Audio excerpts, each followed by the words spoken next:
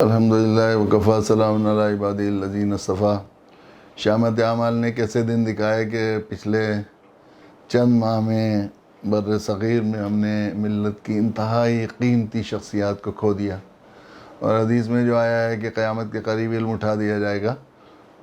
تو علماء نے تشریح کی ہے علم اس طرح نہیں اٹھایا جائے گا کتابیں اٹھائی جائیں، بلکہ اہل علم اٹھا دیے جائیں گے۔ اہل علم دنیا سے جاتے رہیں گے، ایک کے بعد ایک تسبیح کے دانوں کی طرح دنیا میں چلے جا رہے ہیں۔ ابھی 2 روز پہلے ایک عظیم حادثہ ملت اسلامیہ عالمیہ کا ایک بہت بڑا عظیم حادثہ پیش آیا کہ عالم اسلام کی ایک ممتاز ترین علمی شخصیت اور علوم اسلامی علم و تحقیق کی شان امتیاز سمجھے جانے والی شخصیت جناب ڈاکٹر مولانا یاسین مظہر صدیقی صاحب، جو کتنے علمی اداروں کے سرپرست تھے اور علمی اداروں کے شان سمجھے جاتے تھے، تحقیقی اداروں کی شان سمجھے جاتے تھے۔ علی گڑھ کے وہ جو ہے سابق صدر شعبہ اسلامیات تھے، اسلامیات کے صدر شعبہ تھے شعبہ علوم اسلامی کے، وہ جو ہے چند دن کی علالت کے بعد ہم سے رخصت ہو گئے۔ ڈاکٹر یاسین مظہر صاحب ان کو سیرت اور علوم اسلامی کا انسائکلوپیڈیا کہا جائے، یا انہیں علوم اسلامی کی اور جو ہے وہ خصوصاً سیرت پاک کی ڈکشنری کہا جائے، ایسے سمجھ میں نہیں آتا کن الفاظ سے انہیں یاد کیا جائے۔ یقیناً اب زمانہ ایسا ہو گیا ہے کہ پچھلی کتابوں کی یادداشت زیادہ جس کو عالم کہا جاتا ہے وہ زیادہ اس کا حافظہ، اور پرانے علوم کے سلسلے میں اس کی یادداشت۔ علم و تحقیق کے سلسلے میں آخری درجے میں رجال کا انحطاط ہے اور قحط ہے۔ ایسے قحط میں ایسی عظیم شخصیت کا کہ یقیناً ان کے بارے میں یہ بات کہی جا سکتی ہے کہ اگر پوری 14 سالہ تاریخ میں علوم اسلامی کے پر تحقیق کرنے والے اور محققین اور سچ مچ میں علم کی شان سمجھے جانے والی شخصیت، خصوصاً سیرت پر کام کرنے والے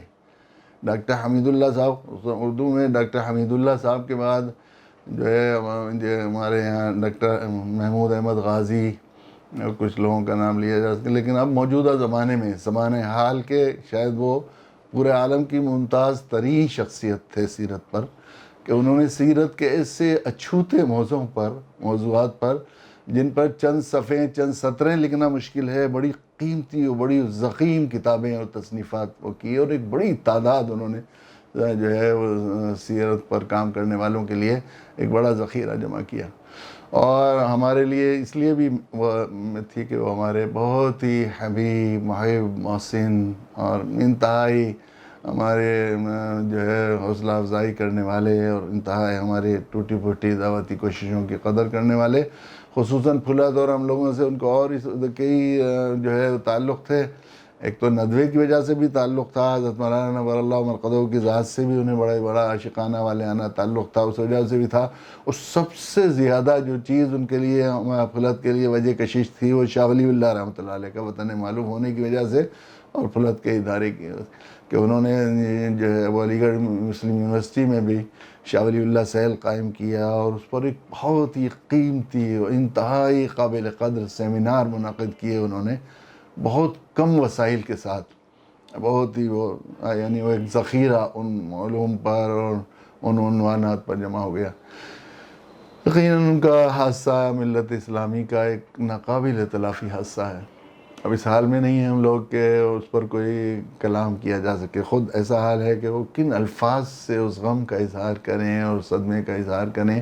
اللہ تعالیٰ کی ذات قادر مطلق فعال لما یرید ہے، بظاہر تو یہ ناقابل تلافی نقصان ہے، مگر اللہ تعالیٰ اللہ کرے ان کے شاگردوں میں سے، ان کے